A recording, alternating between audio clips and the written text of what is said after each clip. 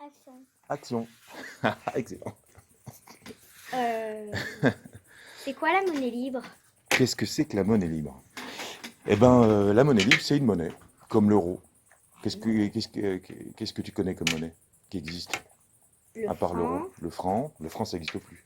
Non, ça existait. À part en Nouvelle-Calédonie, dans les îles Je sais pas moi. Pacifiques.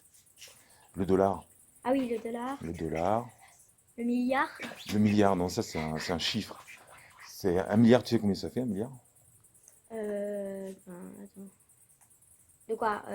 Qu'est-ce qu'on peut s'acheter avec? Ah, qu'est-ce qu'on peut s'acheter? On peut s'acheter beaucoup de choses. Ça fait 1000 millions, un milliard.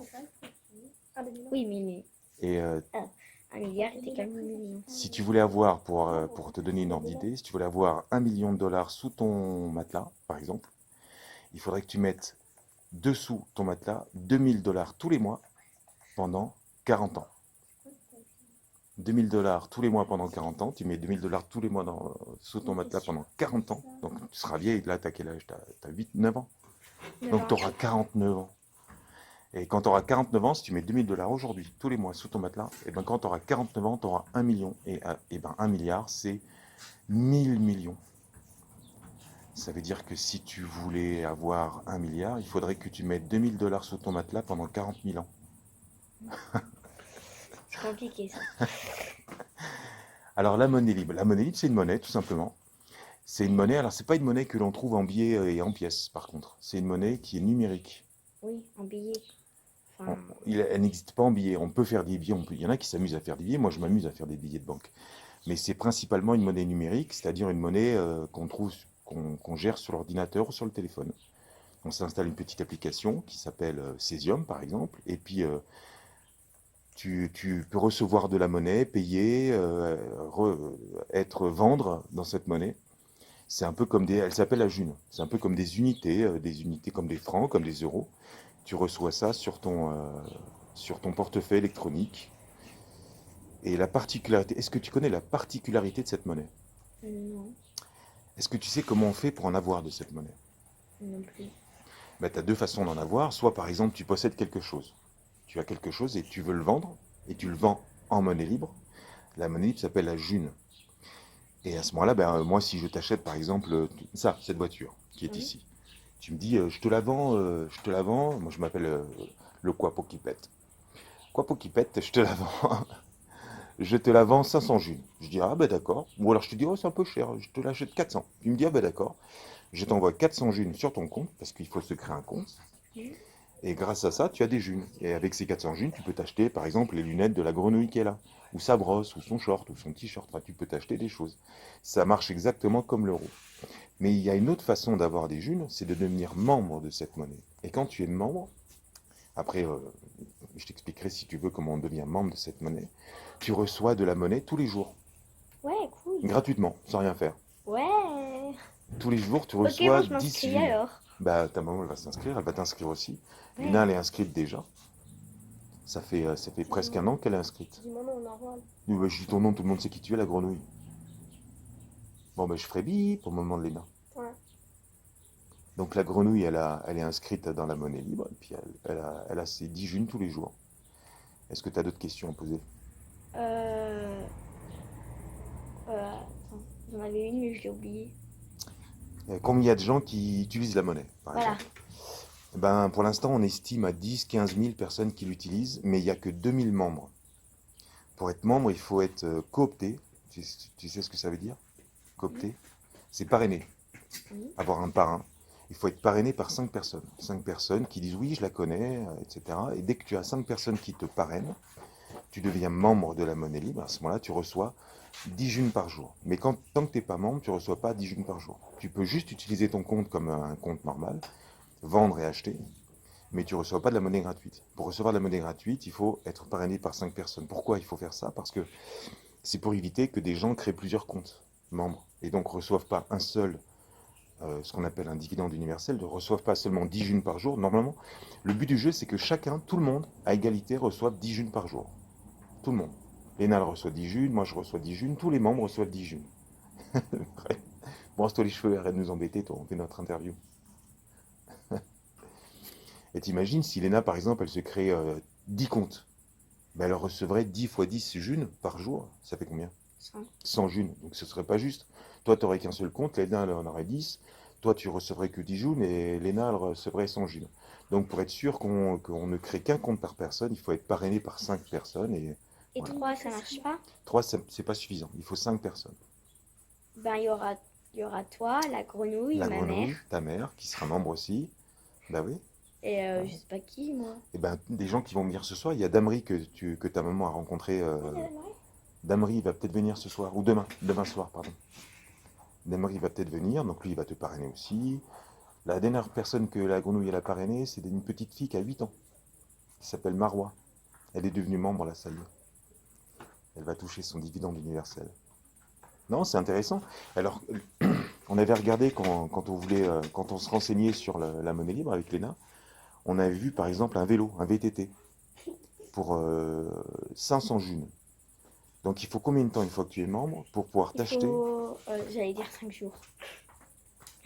Attends. Il manque juste un zéro.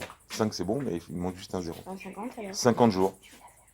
Et voilà, avec tes 10 junes, tu peux t'acheter un vélo à quelqu'un, un VTT. Est-ce que tu as d'autres questions? C'est qui l'a inventé? Alors, Personne aussi. si, il y a une personne qui a eu l'idée d'expliquer comment créer une monnaie de façon égale. Et, euh, et il a écrit un livre qui s'appelle La théorie relative de la monnaie. Il s'appelle Stéphane Laborne. Mais il a juste écrit un livre. Il a pensé à comment on pourrait créer la monnaie de façon égale dans l'espace et dans le temps, etc. Avec un invariant spatio-temporel, c'est un peu compliqué. C'est un mathématicien, on comprend rien quand il parle. Mais bon, peu importe. Et donc il y a des gens qui ont dit, mais c'est super son idée, on devrait inventer vraiment une monnaie qui existe vraiment, sur laquelle on peut, une vraie monnaie avec laquelle on peut acheter des choses. Et, euh, et on va faire cette monnaie, on va la créer. Et donc c'est un petit groupe d'informaticiens, de mathématiciens, de gens qui sont très calés en informatique et en maths, qui ont l'idée de créer cette monnaie en s'appuyant sur une technologie qui existe déjà, qu'on appelle la blockchain. Et ils ont testé pendant 5 ans. Pendant 5 ans, ils ont testé, voir si ça marchait, si on pouvait le faire et tout. Et puis ils ont réglé tous les problèmes, ils ont adapté, ils ont modifié certaines choses. Et puis il y a 2 ans, un petit peu plus de 2 ans, ils ont dit bah, c'est bon, ça marche. On lance cette monnaie officiellement. Et c'est le 7 mars, je crois, 2000, on est en 2019, 2017, je crois. Non, ça fait que 2 ans du coup. Ça fait que 2 ans, ouais. Non, on est en 2000, en On est 2009. 2019. Du coup, mais attends. Donc ça fait un petit peu plus de non, ça fait 2 ans, puisque c'est en mars. Oh, j'ai oublié, je sais plus. On coupera ça. Mais bon, ça fait à peu près 2 ans qu'elle existe. Maintenant, un petit peu plus de 2 ans. Et quel magasin ou quelle ville accepte la monnaie libre? Ah, alors pour l'instant, il y a très peu de magasins. À Nîmes, il y a ce qu'on appelle la ressourcerie. C'est un magasin qui vend des choses, mais d'occasion. Donc les gens apportent des choses qu'ils veulent plus et puis ils les vendent soit en euros, soit en monnaie libre. Donc là, tu peux t'acheter des jouets, des livres, tu peux t'acheter des chaises, des lampes, même des appareils photo, des ordinateurs, des habits. Ils vendent des habits, des sacs, peut-être un téléphone, mais alors c'est difficile parce que comme c'est pas cher et qu'en plus ils vendent en monnaie libre, bah, s'il y a un téléphone à vendre intéressant, ça part très vite. Donc le mieux c'est de les appeler et de leur dire tiens, si vous avez un téléphone, appelez-moi et tout. Ça peut être intéressant. Mais pour l'instant, dans le Gard, il y a très peu de magasins qui vendent en monnaie libre. Mais sur Toulouse, parce que c'est là-bas qu'est née la monnaie libre, il y a quelqu'un qui fait des légumes qui vend en monnaie libre. Tu as un bar qui vend des consommations en monnaie libre. Tu as une boucherie qui vend des trucs en monnaie libre. Tu as un magasin d'informatique. Tu as un magasin de musique qui vend des instruments que en monnaie libre. Si tu veux t'acheter une guitare ou un truc, tu peux l'acheter en monnaie libre. Et un magasin de pierre? Des pierres. Alors, par contre, tu as un site qui s'appelle J'échange. C'est un site internet sur lequel les gens mettent leurs annonces. Ils mettent leurs annonces sur le site. Et par exemple, tu veux vendre ta voiture, je reviens sur cette voiture, bah, tu crées une annonce, voilà, tu prends en photo ta voiture, tu la mets sur Comme l'annonce. pour le Bon Coin un peu. Exactement, bah, c'est exactement à Le Bon Coin, mais à Le Bon Coin, on paye que en June, que en monnaie libre. Et donc tu peux aller voir. Et je sais qu'il y a des gens qui vendent des pierres en monnaie libre. Ouais, Des cool. collectionneurs. Bah, Léna, c'est comme ça qu'elle avait acheté ses pierres précieuses. Ça lui a coûté un petit peu combien? 2100 Junes, elle avait payé. Ça va. Non, ça va. Non. Cher. 2000. Pour des pierres précieuses, ça va. Mais parce qu'elle avait les moyens aussi. Ah ben la voilà, la grenouille à lunettes. Elle fait sa maline. Est-ce que tu as des questions, toi, ou des trucs à rajouter sur la monnaie libre? Non, pas vraiment. Pas vraiment. Grenouille. Tu t'en sers de ton compte en monnaie libre? Ah oui, moi, ça y est, moi je suis riche. Je suis riche. Moi je suis riche, ouais. T'as C'est combien? pas parce que tu as beaucoup d'unités monétaires. Non, t'as plus 15 000, terminé. J'en ai plus, Puis on alors. se vante pas de ce qu'on a. J'en ai 13 000 à peu près. Même pas. 12 000. Un truc comme ça.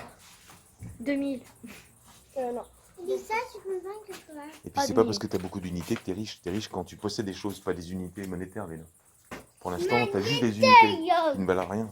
Ça vaudra quelque chose quand tu auras acheté quelque chose avec. Bon. Ah bah ça fait 10 minutes déjà l'interview. On arrête? Ou t'as d'autres questions? Non? Pierre. Et ben voilà, c'était de la fille de Sophie qui va rentrer dans la monnaie libre. Et puis demain soir, eh ben, on aura plein de questions à poser parce qu'on fait notre premier apéro chez ta maman. Et puis voilà, tu seras là. Saint-Victor-Lacoste. Saint-Victor-Lacoste, à bientôt. À bientôt. Salut.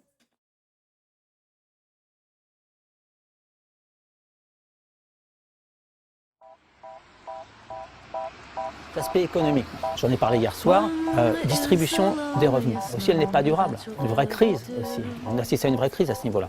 J'ai écrit distribution attendue des revenus annuels et non pas la véritable distribution. On est à peu près 7 milliards. Ici, les plus pauvres peut-être 10 000 euros par an et les plus riches peut-être 10 millions, peut-être. Je m'exprime au conditionnel éventuellement. Quelle est la véritable distribution des revenus annuels? Voilà, je vous la donne ici. Qu'est-ce qu'on voit? Rien. Y a-t-il une erreur Oui, il y a une erreur, mais pas statistique, malheureusement. C'est une erreur dans l'organisation de la société. Vous voyez, la différence, c'est que je n'ai pas mis ici 10 millions, mais 4 milliards. 4 milliards, en l'occurrence, M. George Soros a perçu en 2013 4 milliards de dollars. Ce n'est pas sa richesse, c'est un revenu annuel. C'est une boulimie. Qu'est-ce que vous voulez faire de 4 milliards par an? Vous achetez 3 à Noël pour vos enfants, 3 sous-marins, 2 Boeing, un Airbus. Qu'est-ce que ça veut dire? La logique même du capitalisme, l'idée c'est de consommer. Vous ne pouvez pas consommer 4 milliards par an, c'est une boulimie. Alors ce n'est pas un individu, bien sûr, parce qu'on ne va pas déformer la courbe pour un individu. Il y a à peu près 0,01% de la population. Là, vous avez 40% de la population qui essaye de survivre avec moins de 2 $ par jour. Invisible, bien sûr, par rapport à quelques milliards par an. Un pays comme le Brésil, peut-être maximum revenu moyen 10 000 euros par jour, invisible par rapport à quelques milliards, 10 000 euros, excusez-moi, par an, invisible par rapport à plusieurs milliards par an. En Suisse, pays plus riche, peut-être revenu moyen de l'ordre de 70 000 francs suisses, invisible par rapport à quelques milliards par an. Donc au bout du compte, vous avez 99,99% de la population qui sont invisibles par rapport à cette aristocratie ici, 0,01%. Alors ce n'est pas uniquement économique, comme il y a de nombreuses ramifications et dimensions. Ça génère des problèmes sociaux, ça génère des problèmes politiques. On a parlé des aspects liés à la démocratie, où est-ce qu'on en est? Aujourd'hui, quand on perçoit de tels montants, on peut acheter des médias comme nous, un morceau de pain. On peut influencer les médias, les acheter, les vendre. Donc c'est inquiétant sous l'angle, encore une fois, bien sûr économique, sous l'angle politique, moral, etc., social.